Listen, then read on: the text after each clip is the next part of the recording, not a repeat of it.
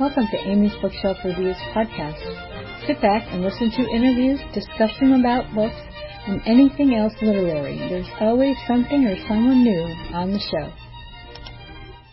Good evening, listeners. Welcome to Amy's Bookshelf Reviews podcast, conversations, revelations, and inspirations behind the book. And I'm Talia Haven. And it's time for our literary commentary. You never know where the conversation will lead us, so let's find out. So first thing we do at our literary commentary is I announce releases that I know about, and these are because people want me to review their book on release day. And there are only two for February that I know right now. Corolla Schmidt is her book comes out on February 6th. The Invisible Stone, A Letter to a Powerful Girl. She sent me a few of her books, and they have to do with childhood cancer and things like that. And I think this is also one of those books that has to do with it. I haven't read it yet, but I will before it gets released. And then Melina Druga, her book is called I Don't Hate You, and it's coming out on the 13th of February. So that is for our releases. Just before we started, Talia and I were talking about, what kind of topic that we should discuss. And I mentioned that I've been doing interviews with several authors from Raconteur Press, and many of them, some of them are they just participated in the anthologies, but a lot of them also, they may have wrote a story for the anthology because they're doing books geared towards boys that are between ages 7 and I'll say 12, and which is something that it hasn't really happened since like the 50s and 60s, and these are, it's kind of like a lost thing. As a mother, when my kids were young, I found it hard to, find books that they would enjoy. Not that they wouldn't enjoy books geared towards girls. My son Lewis, he loved the Junie B. Jones books.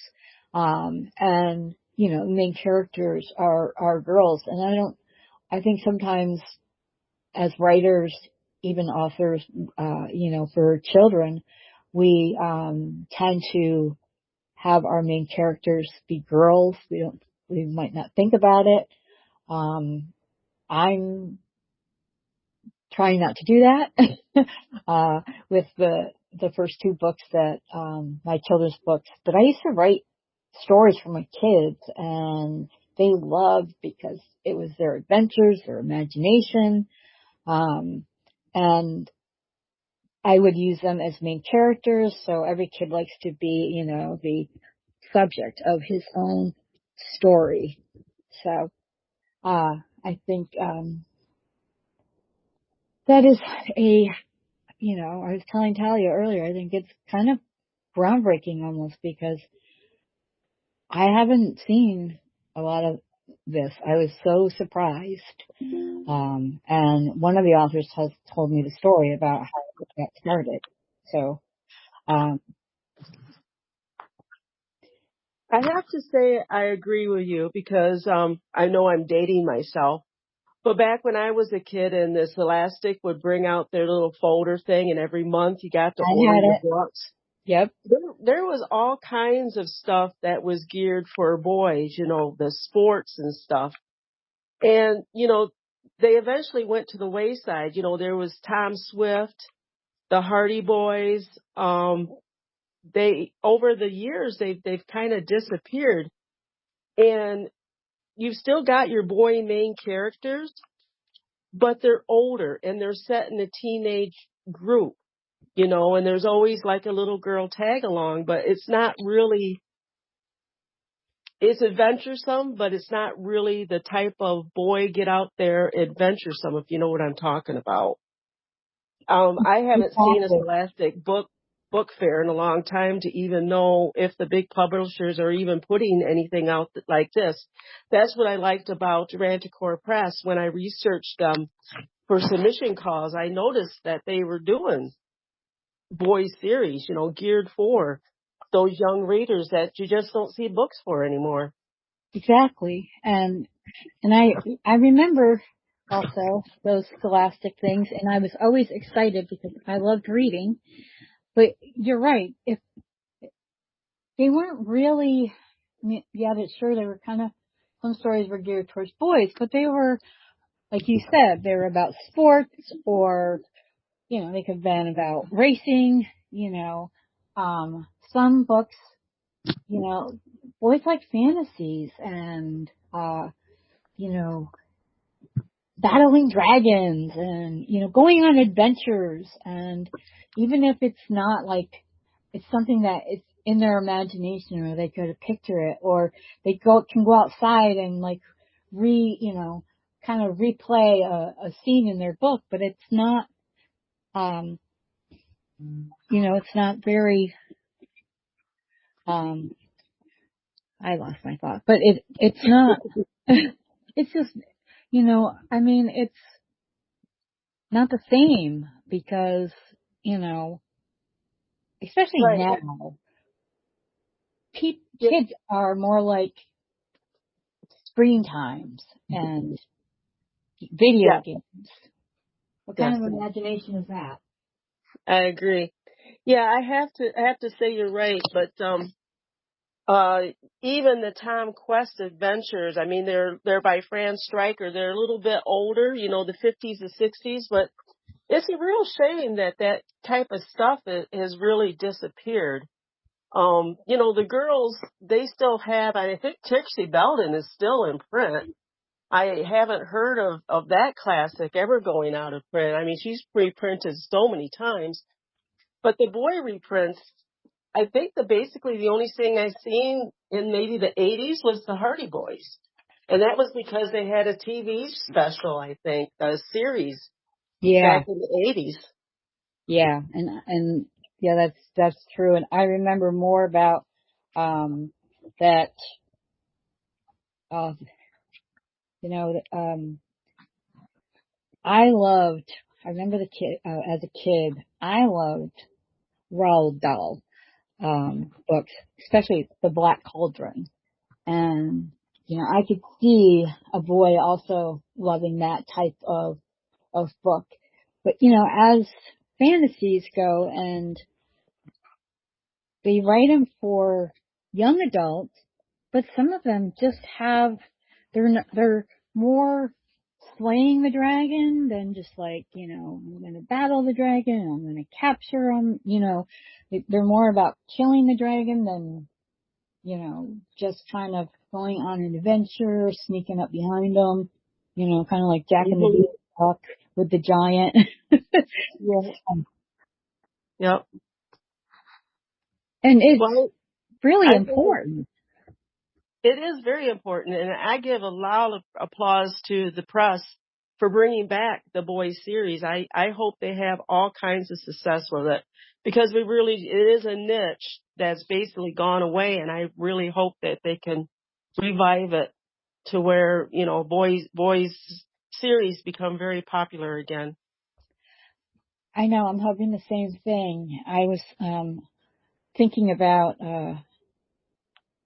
I finished my second nonfiction book, my historical one, and I'm working on a companion cookbook. And I've been thinking about how can I create, a children's book based off of, so kids can learn about the history without realizing they're learning it. And originally was going to have a family travel, and it would be about this girl, kind of like journaling her trip. But then I decided, after talking with some of these authors, that, when I sit down and do it, I'm going to make the main character a boy who has Yeah, a trusty little sister. yeah, The little sister is always perfect, and the boy likes to be, rambunctious, and that's I mean, you don't even hear that word anymore, when it comes to, kids and stuff like that, they're Yeah, they rambunctious don't. and, So you know, you plan on doing something to teach kids about history and not have them know that they're learning about history. yeah, Tricking juveniles. Shame on you, Amy. You have to teach them history. I know. I know. How dare I? I know. I haven't started. I have some ideas and I've been just kind of putting them together and I just, I just remember that, when I was teaching my kids how to read, that, they knew they were learning how to read and that was great. But then after a while, they would read stuff that interested them and a lot of times the subjects that they were interested in, the books they had were more advanced than what they could read, at the Yes. level. My, Yeah. my son Robert, he is a huge, he was always a big fan of like the big ships that sunk. So Mhm. I would get him books on that. And now he likes like the planes from World War II and different wars. So whenever I see something like that, or he loves space too. So, like the Smithsonian will print books now and then that, I'll see, I'm like, oh, he'll just love this. And he does. But then I think about it. I'm like, yeah, I mean, they're geared towards adults, but I bet little kids, I took my kids to what was it, the Flight Museum in Ohio when they were little. And they just absolutely loved looking at the planes and, the various things like that. But those are subjects that hardly ever get told or just kind of written about in like a children's book, especially, younger than 12. Yeah, I agree. It's been a while. I don't have a bookstore in the area, so I'll have to get into a Barnes and Nobles or something and take a look through their juvenile area to see what's out there now. But yeah, it's been a while and I really should do something like that and see what is available. Yeah, it's not so easy. I mean, I know it's available because people send me their books, Mhm. and and I'll tell you, once you told me about, the Renkator Press, and then, you know, and then I talked to Sam and I was like, oh, geez, this is amazing. And I'm like, he's like, well, I can send you authors. I'm like, send me all the ones you got. Yeah. You know, they need to get the word out that they're doing this because there may be parents too that, they have sons that are interested in going on adventures or going to outer space or, playing with a dinosaur. Yep. So, I mean, I remember there was this book I loved when I was a kid. My grandmother had it and it was called Danny and the Dinosaur. I don't remember who wrote it, but I always just enjoyed that book. Um, and, it was a boy and a dinosaur. And dinosaur just kind of wandered into his neighborhood. But it was, I loved it. And, any kid that would, like dinosaurs or, space and, boys or girls. And I think that there should be definitely like the press is doing, gearing books towards, younger boys, especially those under 12 that, have, you know, a male lead, male main character, going on adventures and he could be going on adventures in his backyard and, wearing a towel around his neck and pretending he's Superman. My brother used to do that. So Oh, I was Wonder Woman. Go ahead. my question is before we came across Sam at Randacor Press, have you had any books of mid grade coming in for critiques? through your review company of just this type of thing? Not really. I And didn't think so. yeah, and I hadn't thought about it until I talked to Sam about what they were doing, and I'm like, I never thought about it. I mean, when I was raising my boys, 'cause I only had boys, that you know, I could write them stories and they loved it. But I didn't realize that there's still, you know, there was a need for those until somebody said, hey, there was somebody had an idea because they went to find a book for their son or their grandson or something. I don't remember the exact story about how the idea sparked, but and they went to a bookstore and they could not find something that wasn't too advanced or, too violent, because sometimes, like I mentioned, the young adult fantasies or, adventure books, they might, slay dragons or, there might be, some mild violence in there that you don't want your younger kids, they're exposed to that enough. They Yeah, don't need I to agree. be exposed. They don't need to kill a dragon. They could become friends with a dragon, or show the dragon how to harness their fire, like in Shrek. Oh, I dated myself again. Yeah, my son at that age was a Goosebump fan. He loved Goosebumps.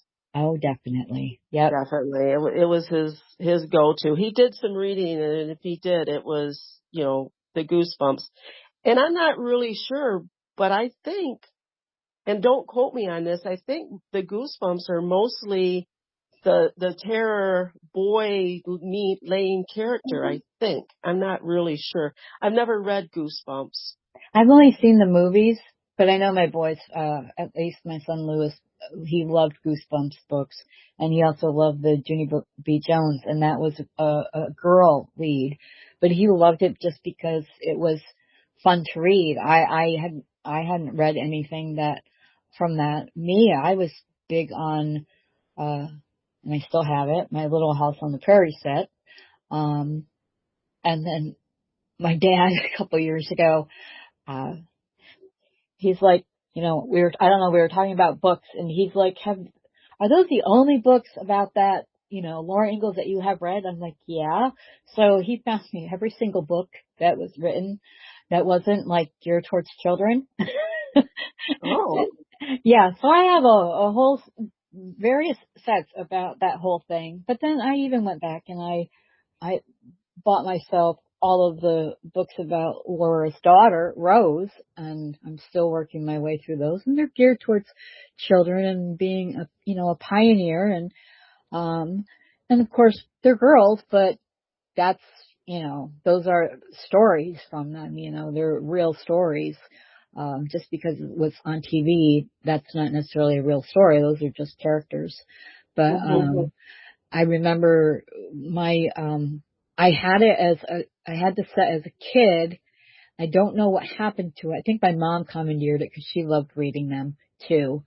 And I had found a few of, of the books, in her things after she passed. But, my son Robert had the Scholastic thing, and he was like in third grade, and he, he brought it home, and we always looked over it together to see if there was anything that he wanted to read. And if there was something that interested him, but it was, too old for him, we would still get it and I would read it to him. And then when, and he still kept all those books that I got him. But I saw that they had the Little House set, and I'm like, oh, I gotta get this. So I ordered it for myself, and Robert he had to tell everybody in his class that he was buying his mom books. And I thought that was great. His teacher, he came home and he's like, Mom, I got your books. And it was just amazing. And actually after I had read through them, and I'm like, oh, I gotta start writing again. Cause I was doing poetry and short stories in between writing technical documents for my job. But, it was actually reading those, and then my mother-in-law had passed away, and I was like, there is just something missing. So that's when I started writing. I was just going to write a short story, and it became my first full-length novel. And that's just kind of how it started. And once I got really hooked on that, I haven't stopped. Right. So it's, Right. those, storytellers, when parents, when your kids want to tell you a story, let them. Yes. And Yes. some of them are so, even if it's just, like my son William, he's special needs, and he and his brother Lewis, they're fraternal twins. Um, in the beginning, they were both, a little behind. Lewis caught up, but William could never quite catch up. And I would hear, uh, Lewis could read a lot better than William. William could read. But Lewis would read his books to William. And, that was just like, it just touched my heart that, he always looked out for his brother. Both brothers look out for each other, even now. But it was just one of those things that, just kind of like was so nice. But then, William's like, how come I don't know as much as Lewis does? And I said, well, let's see. I said, what does Lewis know? And then he would list off stuff. He said, but he's so smart. I'm like, but I said, well, does Lewis know about fishing? He's like, no. I'm like, does Lewis know about this and that, all the stuff that William liked to do? I said, can Lewis go out in the creek and catch a trout with his bare hands? He's like, no. Whoa, there's a Yeah, talent. when he was little, he always loved the water and loved fishing. And he taught Lewis how to fish, but he would literally go. We had a creek behind one of the places we lived, and he would go out there, and he would bring back like crawfish and things like that. And one day, um, he's yelling outside. He's like, Mom, you gotta see what I did. And I'm like, oh goodness. So I look outside and I see this old cooler. I have no idea where he got it. And then he opened it up and it was filled with water and this huge trout. And I'm like, did you catch it? He's like, yeah, I caught it with my bare hands this time. Excellent. I know. And I was like, wow, that's amazing. And then he put it, back in the creek, but he just wanted, and he knew that he had to have the water from the creek so the trout would still survive. He knew all that stuff. And he was like 10 years old, 10, 11 years old when he did that. And it was, I always taught them that, just because you don't know something, doesn't mean someone else is smarter than you, because you know stuff about other things that people just don't know. And I said, when Lewis reached you, he's sharing what he knows. And Yep. then I said, you can tell him all about your other stuff too. So that's kind of how they just, they meshed, and they like it now. Like when I write a children's book, or some stories, and I read it to them, and they're adults, they like me reading it to them. So something's And just, that would be a great subject of them getting lost in the woods, and the one that feeds them is the one that tickles the fish out of the creek. yeah, that was him, and I just, that was one thing that I think I would never forget, no matter what. And, it was just, I just can't imagine the patience I he had know, to have had to get that fish in between his hands. yeah, this kid, he had, patience, and he had, so he's a high functioning autistic, uh, and he, had bipolar, but as he got older, when he turned 18, he weaned himself off his meds, and he hasn't had meds since, and he's 26 now, and he does not have bipolar issues. He's put it in remission himself. Oh, good. And I'm like, geez, how do you do that? I mean, I take antidepressants and, but yeah, he impresses me. And where my dad used to say that I was his memory, William is my memory. And, me and him will live together until, you know, Right. whatever happens. He takes care of me and I take care of him. And I think now he takes care of me more, than I take care of him. But, uh, yeah, he grew up to be a man that I was so impressed with because when he was younger, I didn't know what his future was. All I knew is that no matter what he did, how he behaved, uh, I was never giving up on him. And I didn't. I never gave up on him. I knew he would push through things, and he keeps telling me to do that. And he'll listen to me even if he doesn't really care about what I have to say, but just to, listen to what I have to, he'll listen and, just like, you know, okay, good, Mom, sure, whatever. Well, that's excellent. That's absolutely excellent. Yeah, and boys, I think they're a different breed. They are. Yeah, I talked to the nurse the other day about my dad, and she tells me when things happen that I need to know about. And I'm like, why is he so stubborn? And his body is stubborn, um, and she's like, it's that, it's that Y chromosome. I'm like, yeah, but I kind of have my dad's stubborn streak as well, too. Yeah. But we shared, my dad and I, we shared books and vinyls and things like that. And I like sharing that, uh, you know, I share those stories with my boys. And they always love because, when I was homeschooling them or anytime they love to go visit grandpa. And it's funny because if I would say, oh yeah, I gotta go see my dad. And they're like, don't you mean grandpa? I'm like, he's not my grandpa. But yeah, so it was just, he left a lasting, legacy on them, by just listening to them, finding out what they were interested in, and then he would go buy books for them. Yes.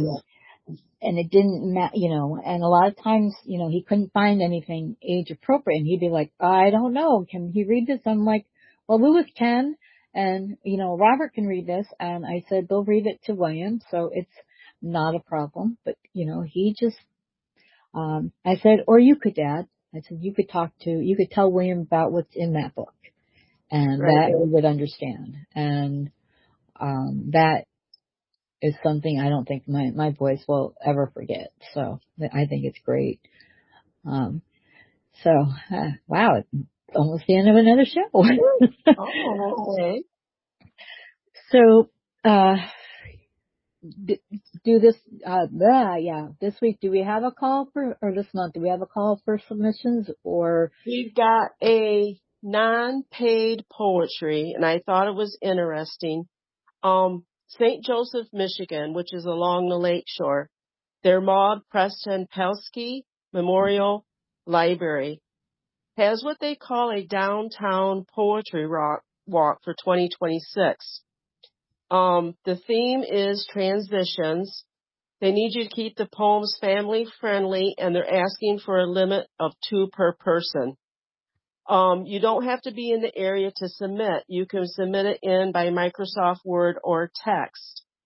Any other information that you'll need, the website is www.librarybythelake.org. Okay. And And the I'll put that in the poetry, description of this book of this episode. So, people can go to that. okay, it is for March 15th. And the next one I have is a well-known anthology that's in the stores everywhere. It's the Chicken Soups. Um, I went online and I checked, and they are still a paying market. They've gone up from when I was writing anthologies for chicken soups from $100 to $250. Wow. They send you 10 copies. They will only ask for certain rights. If I remember reading right, you still own the rights, but they have the right to use it in other things. So you'd almost have to ask them and find out for sure. But for an anthology at 250 and the chicken soups, I mean, if you're just starting to get into writing, or if you just plain enjoy writing for anthology, $250 per story is pretty impressive, and they put out a lot of titles. I think when I was on that website, there was 8 of them, ranging from their Christmas theme that's coming up for 2026 for this year, and cats, and miracles and things like that. So Nice. they're big and they pay. I mean, yeah. I knew they were big. I didn't realize they were still big. Oh That's yeah, yeah. They put out a lot every year. So if you're, even if you're just getting started, or you have something that has to do with something your dog or cat did, they do a lot of animal themes too. Um, they put quite a few stories. I would think probably at least 40 to 50 stories in each anthology, and they do have wow. a word count. So you'll want to go on and check and see what the word count is for every subject that they have. I'm But gonna have they're to check tried and that out true. myself. Pardon? I'm gonna have to check that out myself. My cats do really weird stuff. Yeah, yeah, They're afraid of and my turtle. they have a lot of titles. So that's what I've got for this week or this month. Great. Thank you. You're So welcome. yeah, it's the end of another great conversation, and thank you, Talia, for being here on the first of the month, and thank you, audience, for listening. If you wish to be a guest on the show, go to amysbookshelfreviews.com/podcast and schedule your pre-recording. Don't forget, if you wish to comment on this show or any show, comments are available, and yes, we will read them. Join me again next week for another great conversation. Please follow this podcast on Spotify, and if you want to check out my work, just Google me. I'm Amy Shannon. Be safe, be well, and always be kind. Tune in here again next week for another tantalizing discussion. Thank you for listening to Amy's Bookshelf Reviews podcast.